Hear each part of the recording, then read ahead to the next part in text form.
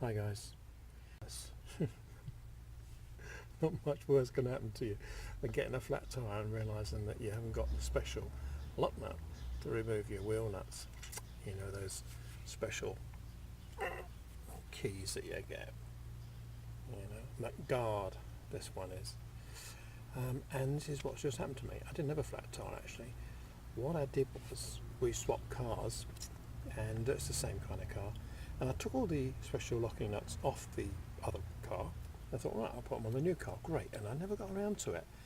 So when I came to do it today, I suddenly realised that I didn't have the key for the new car, because they didn't give me one, and I didn't realise it had locking wheel nuts on it. Same kind, but different code. So now I'm faced with not being able to get my bloody wheels off. And there's several ways you can go about this. One is you can contact Mcgard. Mcgard will send you a kit, and believe you me, you'd die long before you got the bloody wheel off. It involves putting on lots of different adapters on, drilling various size holes, and eventually you drill the thing off. I think it's a quarter 3/8, something else. But it's a hell of a business, and that's definitely not the way I'm going to go. There might be other ways, but the way I'm going to use is one I got off of YouTube, which is to whack a socket on there, nice and tight, and use the friction. Now that's the theory. We'll just have a go and see if this works. So let's get set up, and I'll show you how I get on with my wheel.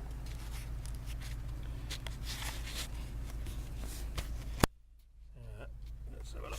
So that's the wheel, so forward focus, and there you can see the security nut, and the only key I've got is this one, which doesn't fit,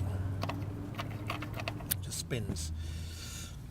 So what I'm going to do is I'm going to get a 90mm socket, there it is, and I'm going to hammer that onto the Mcgard security bolt and see if I can get it to go really tight and use the friction to loosen it. That's the theory. I'm going to give it a go in a minute, but just a couple of things that might be helpful if you're going to do this. You're working with friction alone, and of course the security nut is very smooth. You want to try and get it as rough as possible, really, and I thought maybe the way to do this would be to use grinding paste. Anyone that builds engines will have some of this stuff, so go and beg, borrow or steal some, and use the coarse end. There's two ends to it, it's coarse and fine. Use the coarse end and just wedge a bit in to the socket. Just smear it around inside that socket there, and that will hopefully increase the friction quite considerably, and it will give you a better chance of getting the nut off. The other thing to watch out for is that I'm using a 12-point socket, as you can see. What you don't really want to use is a 6-point socket like that. You see the difference? Because there'll be an awful lot less friction. There'll be virtually no friction with this thing. You want to maximise your friction chances by using a 12-point socket. This one is a 1/2 inch. I think anything less than that won't be man enough. And I just hope I don't damage it, because it's part of my set. And there it is. But hey, this is what we're going to do. We're going to give it a go. I'll set it up and we'll give it a try. Right, here we go. You want a nice meaty hammer, something like this, or this maybe. That was about with a small lightweight hammer like this thing, because it just won't be man enough to whack that on there. And you need to be fairly accurate with this. You don't want to start smacking the actual wheel, obviously. If you're not very accurate with a hammer, I'd suggest that you use something as a block between the hammer and the nut, the socket rather, so that you don't damage the socket or the wheel. But you should be able to get a start. It's a 19mm socket, and now I'm going to smack that in and see if we can get it to move. Let's get everything ready. I would suggest you stand up to do this, because you can get a more natural swing and you're more likely to hit it accurately like this.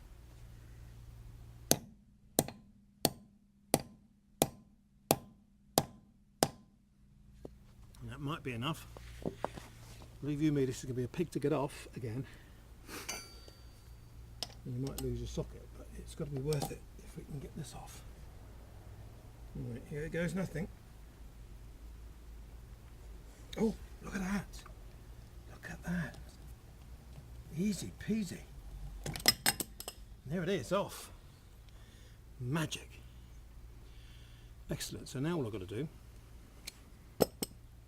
is I've got to get that, drift that off, drift that locking wheel nut out of the socket and retrieve the socket. But what a result. Whoever put this wheel on was a bit of a orangutan, I think, because the wheel nuts are on like, oh, unbelievably hard they were. So there you have it. Nice easy way of doing it. Don't bother drilling and mucking about filing and stuff. Just get a socket, a 19mm socket for a Mcgard type locking wheel nut.